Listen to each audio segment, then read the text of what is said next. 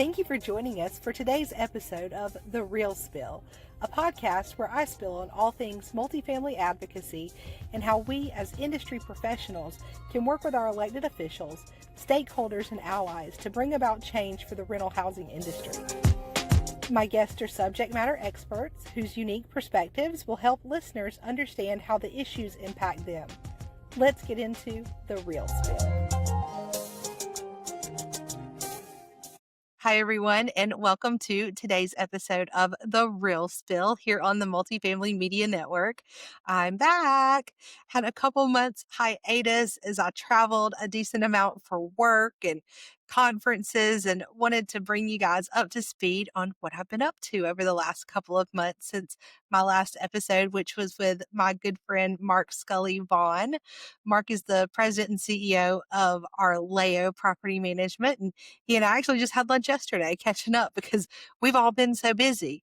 So I've got 25 episodes for you guys to catch up on, see what's been happening, what's going on, who has shared their stories with me. And I have an amazing guest lined up for next week. But I wanted to talk to you guys a little bit about some of the hot button topics that I've been seeing as I've traveled for conferences. I'm just returning from the National Apartment Association's Assembly of Delegates Conference. Now, if you are a listener and you're not a member of the National Apartment Association and you don't know what that is, let me tell you. So the National Apartment Association has three big conferences every year. The first of which is Advocate, and that's held in Washington, D.C. Every year in March, we go to the Hill and we lobby. The next one is the largest education conference the industry holds, which is called Apartmentalize. That was in Vegas this year.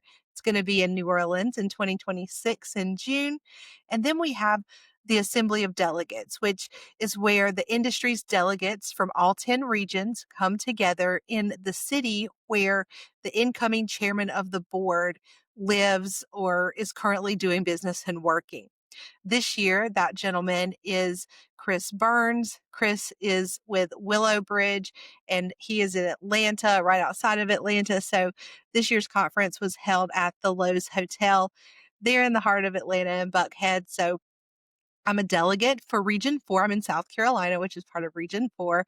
And we had some bylaw changes that we had to approve and just great board meeting this year. This year's meeting included something a little different that I wanted to talk to you about. And my guest next week is going to expand on this, is AI.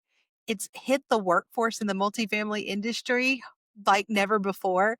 I left on site a little over 4 years ago, and it was just beginning to start with having a third party AI bot answer your telephones. And that was something that I was definitely interested in because there were times when I was managing property and you're short staffed. I mean, that's the name of the game. The whole thing about property management that I learned in my 20 years of being on site is whatever you think you're going to do that day. No, you can have a list. That's great. Have that, check it off. I was one of those people that would even add things to the list just to check it off. But things happen, you're short staffed, and the phone rings off the hook. And I would hear it time and time again from even my colleagues, and I would say it about them sometimes too. I kept calling your property, I couldn't get you. Well, the reason being is everyone is busy. The person in front of them often takes precedence. So that's gone on to expand. I didn't get to go to this technology committee's meeting at Assembly of Delegates, but I did go at Apartmentalize and at Assembly of Delegates. I like to listen in on what our clients have going on site so that I can continue to be in touch, and also gives me some more things to add to my Google search ads as I'm making sure that I'm up to date on any laws that might come on. We're going to find out if Congress, I feel like, can regulate AI. I think it's going to come to that personally, but they had a wonderful panel of 4 individuals talking about how to navigate AI, best practices. And what I took away from that was if your company doesn't have a policy on AI, they need one. The last thing I heard at the technology committee earlier this year is ways that management companies are using AI to be able to do their renewals and what data you should put into AI and what you shouldn't. Now, you would think that'd be common sense. but you might not want to put your residents' identifying information, such as like a birth date or anything like that. But what information is required to help you do your renewal matrix, that kind of thing. So AI is a big topic. We're going to continue to see it. I'm starting to see some things as far as like whisperings on AI and laws and that kind of thing. So I think we're going to continue to see that.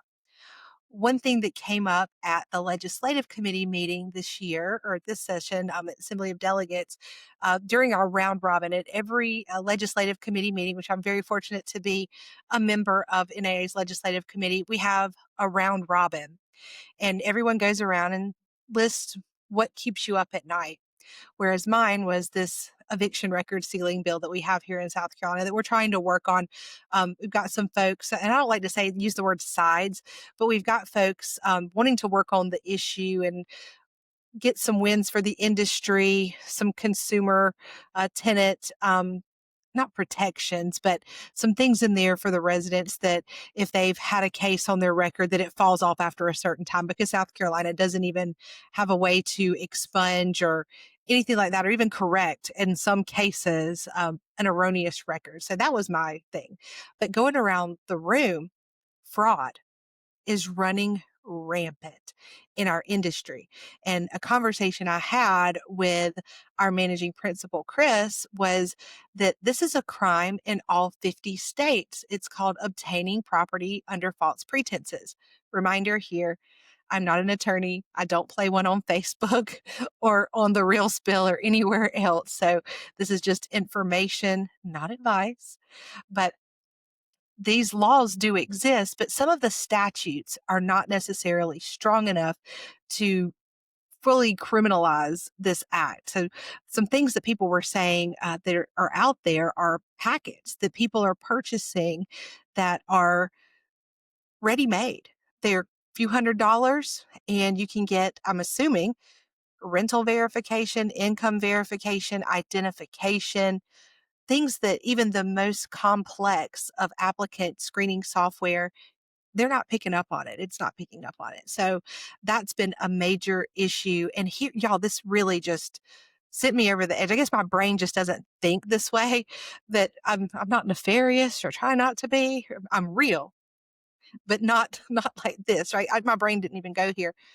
One of our members of the ledge committee said some of the property management companies are in on it. Y'all, we can't be, no, no, no. That's embarrassing. We're better than that. We can't, that just ties into the greedy landlord narrative that's out there about our industry. And shame, shame, shame, the bell of shame at those individuals that are participating in this. Crime doesn't pay.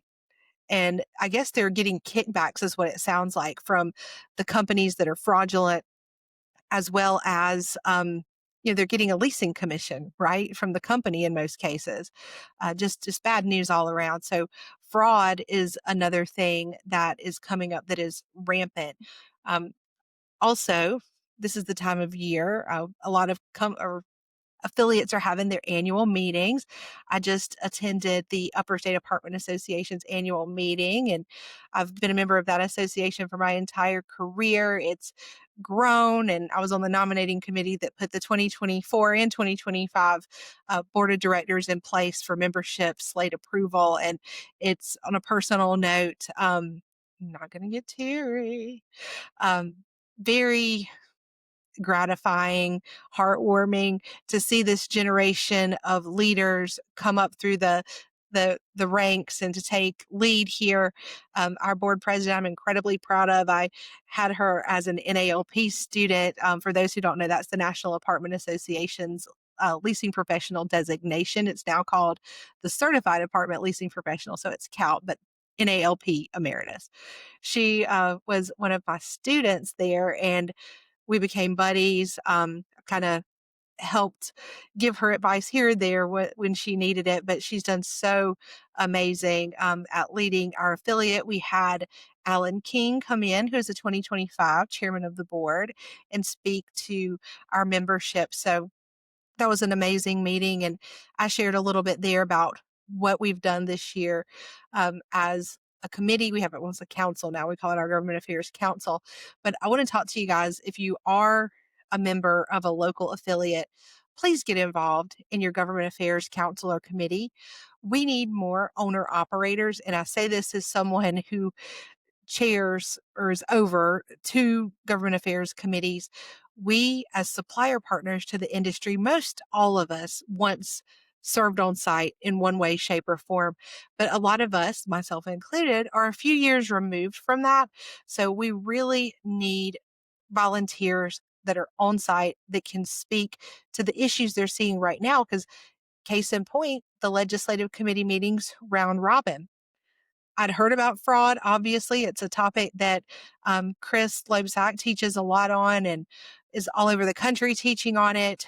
But hearing firsthand, like I wouldn't have known that some management companies have people that work for them that are getting caught because they're participating. They're perping the fraud. They're perpetuating this on their sites. I would have had no idea.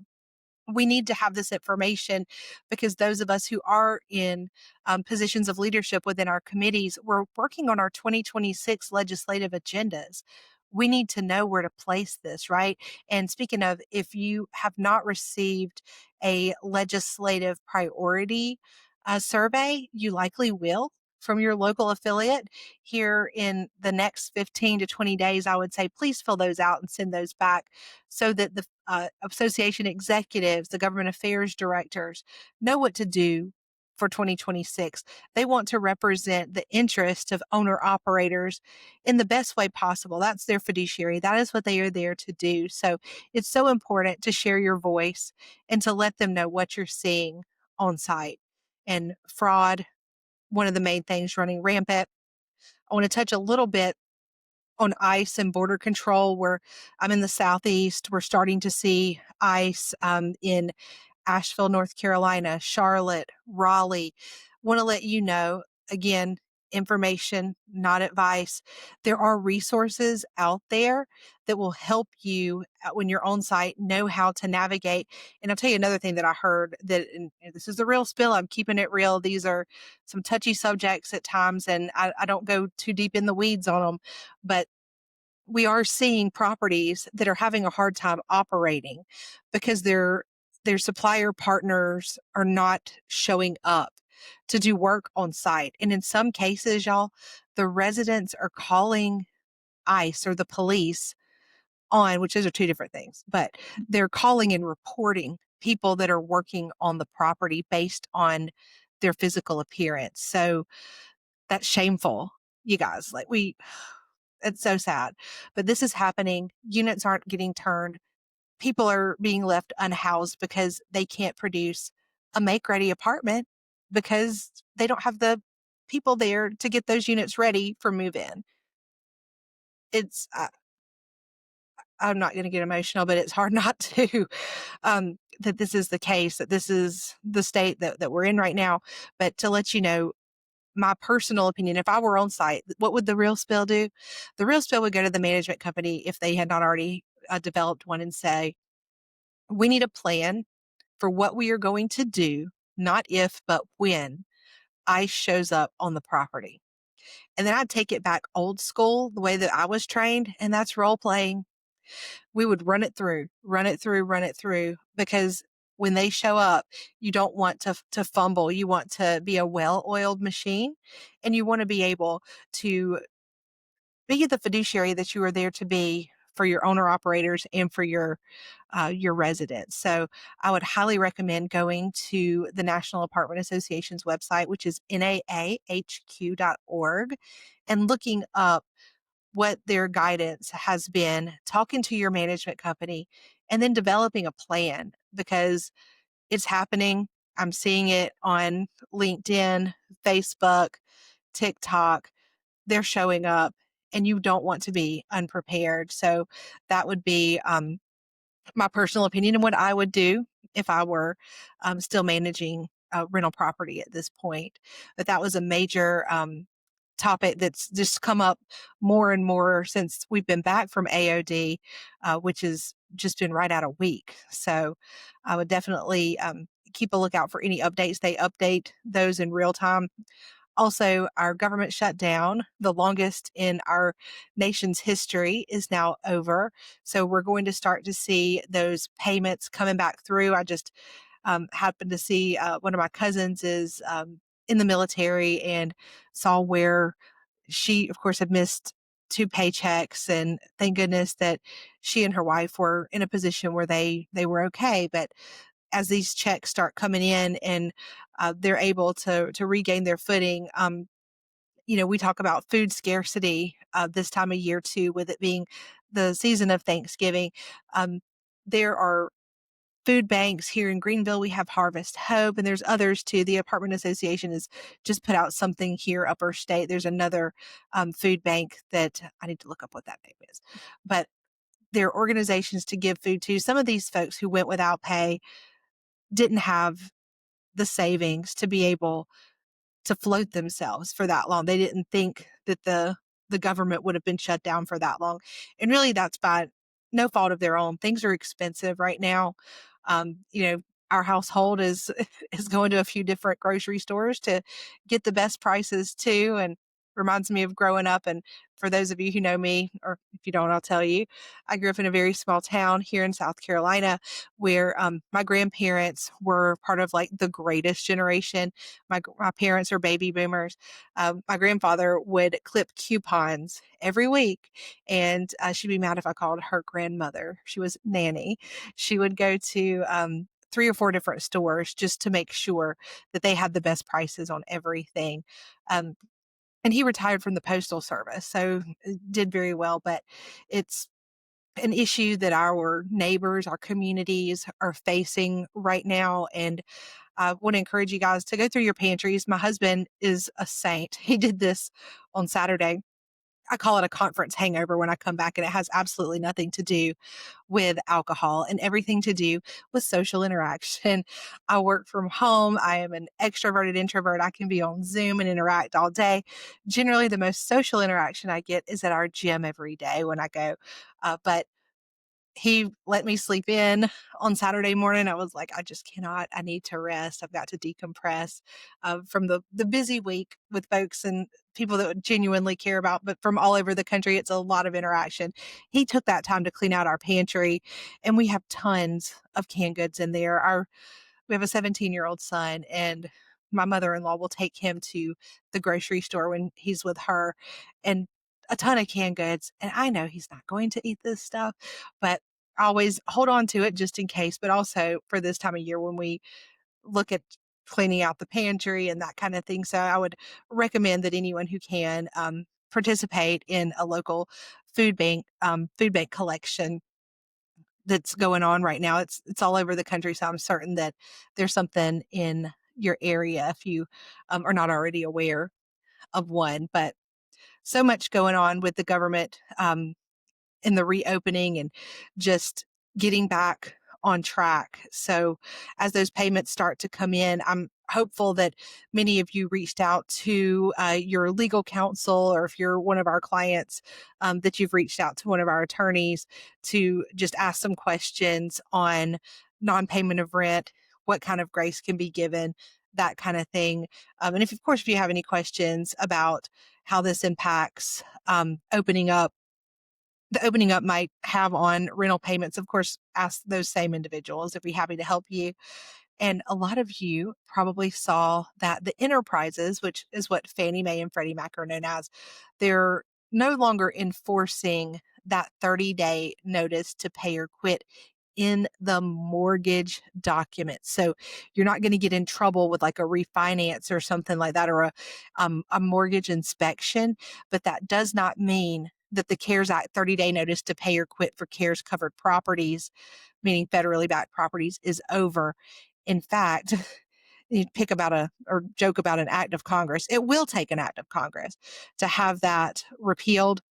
And that is the only way that we're going to be able to do away with it. Some states like Virginia are no longer recognizing it, and the court has taken note of that. So in Virginia is the only state that I'm aware of. I could be standing corrected there. If anybody has any information to the contrary, please feel free to send me an email. But wanted to just put that out there because when the article came out, I know it made my email blow up, and I'm sure a lot of other people's too, as well as a lot of our attorneys, um, with the question. So our firm actually put something out to our clients in the form of a bulletin that just said, this doesn't mean that the CARES Act is over. It just means the enforcement as it relates to your mortgage.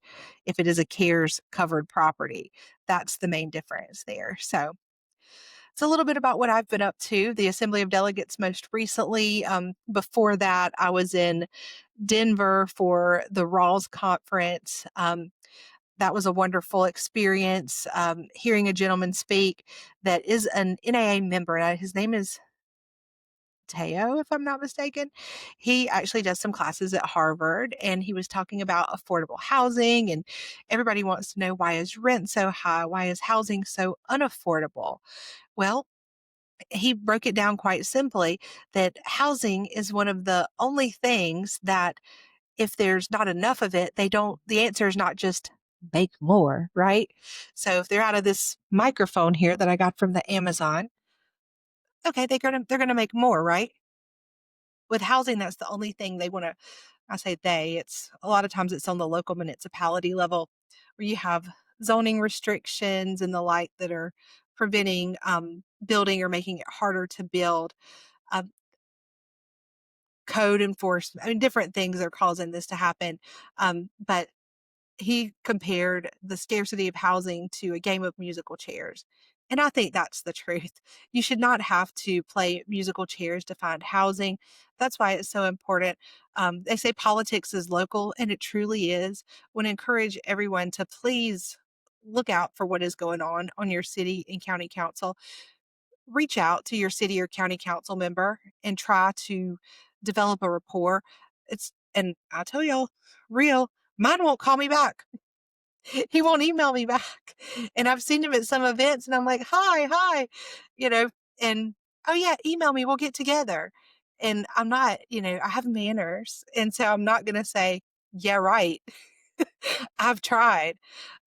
But I didn't give him my vote this last time either, because, we can, if he won't talk to me, I can speak with my vote. Right. But I have other folks, he's not responsive, but I have other folks on the county council who are, and several on the city council who are. So I'm telling you, I practice what I preach, but I have something set up that will let me know what's going on, like what's on the agenda. So if there's a property that's we're seeing a lot of mixed use development here in our area where the first floor is shopping, retail, dining, and then the upper floors are residential units. You'll see that they have to be approved by either the city or the county. So you can see what's going on there. And they call it YIMBY when you're talking about wanting to build housing. That's yes in my backyard. And you sometimes will hear it called, um, what was it? Oh, and the antithesis is either NIMBY or banana. Build absolutely nothing anywhere, something like that. So that's what we're seeing, and that's why housing is so unaffordable right now. And the answer, and my guests next week are going to get into this, is not rent control, because it doesn't mean what people think it does. We'll get into some specific examples. She's from the West Coast, a little teaser of who she is. But she's from the West Coast, and she's an owner operator. Super excited to talk to her next week.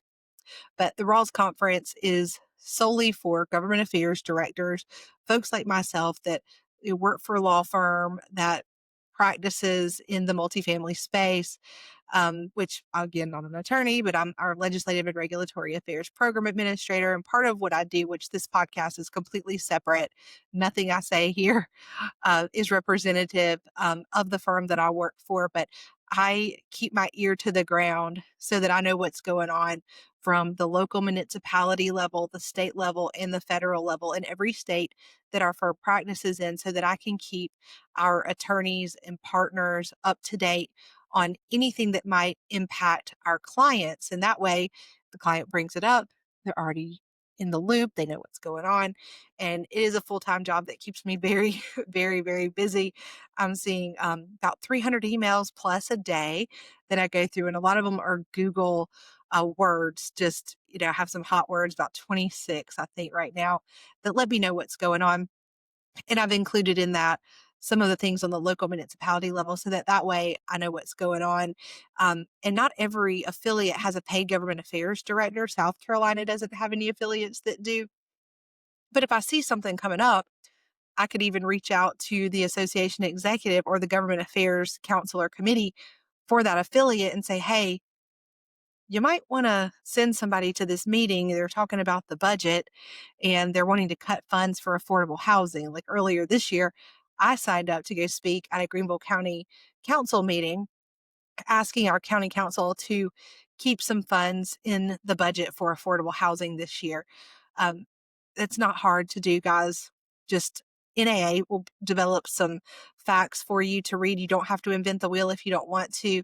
But that, for me, wasn't necessarily part of something from NAA. I'm part of something called the Greenville Affordable Housing Coalition, which is underneath the umbrella of the Greenville Housing Fund.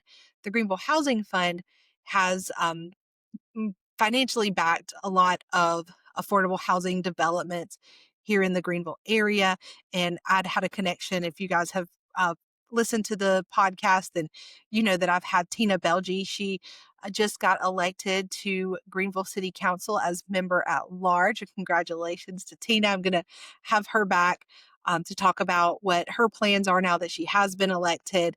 Um, she's someone who understands community planning. That's her background, literally. So Tina and I had met, if you heard on the show at that point, when I managed property during the pandemic and I had residents who needed to pay their rent. She helped me get over $40,000 in emergency rental assistance, keeping over 14 apartment homes occupied, 14 families in their homes. I did not have to file eviction, not one time during the pandemic for non-payment of rent. Unauthorized occupants, that was another thing. But, and crazy enough, everybody wanted to smoke the marijuana. So they were real pent up. But anyway, Tina was instrumental in that. And she's brought me to the table time after time. And she introduced me to Amber Stewart, who took her place. Amber would be another good podcast guest. I'm going to have to reach out to Amber. But she reached out to or introduced me to Amber. And so I became part of the Affordable Housing Coalition. And some might liken that to like I hate to say tenants' rights groups, but, and I don't like to use the word sides because the more that I work in this space, the more that I see we all really want the same thing. We may not agree on how to get there, but we have more in common than we don't. But it's how I knew that there was potential for a housing court to come to Greenville, to the upstate. It's how I knew about the eviction record sealing bill that we are working on right now in South Carolina. It's given me the opportunity to also get connected with a United Way initiative called Greenville Together, which if you listen to the podcast, I've had Cody Carver on with Greenville Together. And the housing surge, I'm happy to report, has housed over 33 families as of right now. So that's amazing. I'm part of a working group with that and with the Greenville Affordable Housing Coalition, the rent stabilization group, where we've talked about evictions, we've talked about the high number of evictions, and they're getting data from eviction labs. And sometimes I want to let folks know that data is a little bit skewed. So the National Apartment Association has just launched their eviction data hub. It's a research based data hub where they've worked with the courts in South Carolina, in North Charleston. Only the association executives or association affiliate staff have access to that. So I'll need to ask Upper State if we have one up here, but I don't know. South Greenville, I call it popping hot. South Greenville was popping hot for eviction cases. So I have a feeling that that area is going to be, that's part of the reason that this initiative for the eviction record sealing bill is coming from the upstate and not the low country. We have members of the General Assembly from this part of the state that are backing this. It has bipartisan support, which is so important that, as I have to wear so many hats, y'all, and sometimes it gets a little awkward if I'm being real because I'm the state legislative committee chair. I'm a member of the Affordable Housing Coalition and I work for this law firm. So I have to dance that dance very delicately. Um, and it's sometimes best to leave things unsaid and just let the lobbyist or someone else take lead on some of those conversations. So I've learned that over my tenure here, but just being involved and just knowing what's going on in your community. Politics is so local. And if you already have a relationship with an elected official, that's the secrets in the sauce right there. I know for a fact that if something comes up about the rental housing industry, Tina's going to come to me. And even Dorothy Dow, who's Greenville City Mayor Pro Tem, member at large, she's been on the podcast. Need to have her back again. But that's one thing that I know that she'll come to me with as well, which is um, what you want to happen. So I'm looking forward to next year. We'll see what 2026 has in store. I'll tell you, as for me, the rest of the year is going to be very busy. I'm going to be in Tampa next weekend, November 30th through December 2nd. It is the SMART conference. I didn't name it that. That's my buddy Brian Holiday, which has also been on the podcast. And it's this basically the some of our states here in the southeast and any legislative issues that we see what our legislative agendas are going to be like going into 2026. So we'll have lots of conversation, roundtable around what the 2026 legislative session is going to look like as it relates to the rental housing industry in Virginia, Tennessee, North Carolina, Georgia, South Carolina, and Florida. So it's going to be a great conversation. Very much looking forward to that. As for what the first of the year has for me, I'll be traveling to Virginia, to Richmond for VAMA's Lobby Day for the second time. I had a wonderful, wonderful time there in the start of 2025 with my friends in VAMA. And I just continue to make more connections and just absolutely adore our friends at VAMA. Spend some time with them. And then a couple weeks later, February the 2nd through the 4th, I'm going to be in Florida for the Florida Apartment Association's legislative conference. Looking forward to that. Looking forward to seeing there's two people. I just keep thinking of folks I need to bring on the podcast. So Kara Bonsai, absolutely adore Kara. She um, is in Florida. She's going. I saw her on the attendee list today. Bonnie Schmetzer, who was just elected to the executive board of the National Apartment Association as secretary. That means in a few short years, Bonnie will be chair of the board of directors for NAA. I've served on the legislative committee with Bonnie for years. She's, like myself, a Malcolm N. Bennett Advocate of the Year award winner from NAA. Super excited to go there and spend some time seeing my friends who also love to advocate and lobby on behalf of the rental housing industry in action. So, looking forward to that, along with a couple of our, well, I think it's just going to be one of our attorneys from Florida, and then our managing principal, Chris. So, Jim, Chris, our strategic partnerships manager, Sam, and myself. So, looking forward to that. And after that, I'm going to be in DC for the NARPM, NARPM, I've had Tyler Craddock on the podcast before. He's their government affairs director for their Capital Summit, which is their lobby day. They are a single family property management organization or association. So I'm looking forward to that. And then few weeks later, we'll be back in DC for the National Apartment Association's Advocate Conference. So, very much looking forward to that and to the opportunities afforded to me because someone asked me to participate in a committee. And I said yes. I found my passion. And I spoke on this earlier this week at the Upper State Apartment Association's meeting. They asked us to speak a little bit about committee involvement, and I'm very, very thankful to Laura Williamson with FSI ACRS for probably about 6, 7 years ago saying, Katie, I have a government affairs committee meeting in the morning. I want you to be there. And I was like, Laura, I love you dearly, but I didn't sign up for the government affairs committee. And she's like, I know you didn't, but I just think you'd be good at it. And when somebody tells you something like that, it gets in here, right? You're like, oh, well, maybe that's nice. It's flattering, right?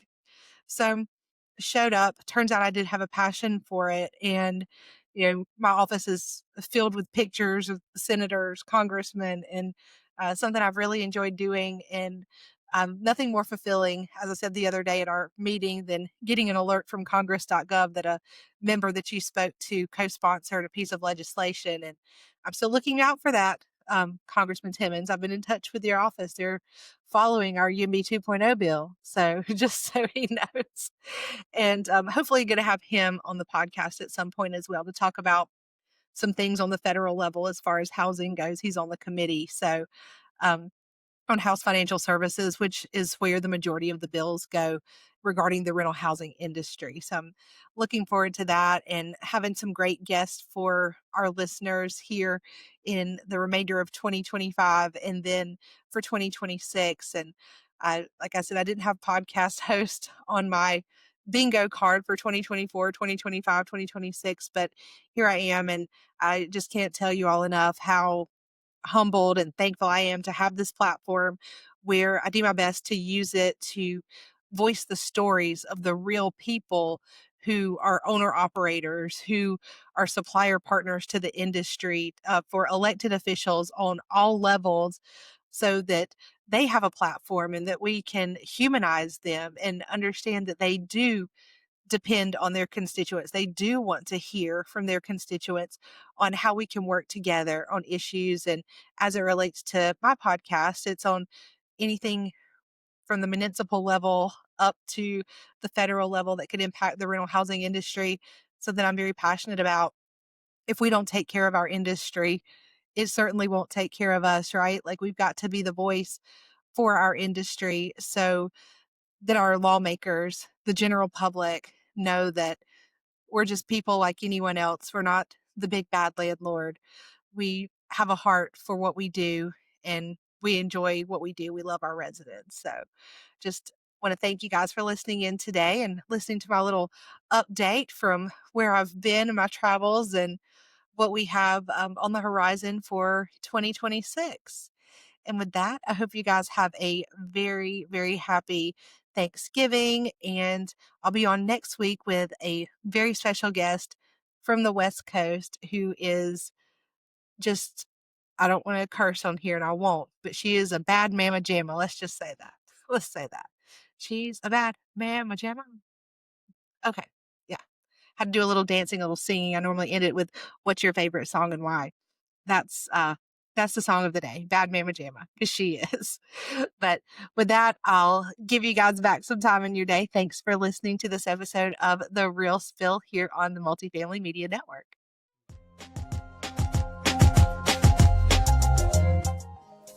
And that's a wrap on today's episode of The Real Spill, a podcast where I spill on all things multifamily advocacy and how we as industry professionals can work together with our elected officials, stakeholders, and allies to bring about change for the rental housing industry. Thank you for joining me. I hope you've learned something new. Now, go be a voice. Until next time, Spills out.